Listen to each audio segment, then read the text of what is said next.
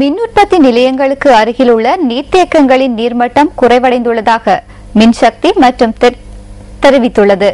இந்த பகுதிகளில் மிக குறைவான மழைவீழ்ச்சி கிடைத்துள்ளமையே இதற்கான காரணம் என அமைச்சின் ஊடக பேச்சாளரும் வர்த்தக மற்றும் திட்டமிடல் பிரதி பொது முகாமையாளர் சனஜித் தசநாயக்க கூறினார். மௌசக்கலை நீர்த்தேக்கத்தின் நீர்மட்டம் 20.7 வீதமாகவும், குத்மலை நீர்த்தேக்கத்தின் நீர்மட்டம் 40.4 வீதமாகவும், விக்டோரியா நீர்த்தேக்கத்தின் நீர்மட்டம் 31.8 வீதமாகவும் காணப்படுவதாக அவர் சுட்டிக்காட்டுகின்றார்.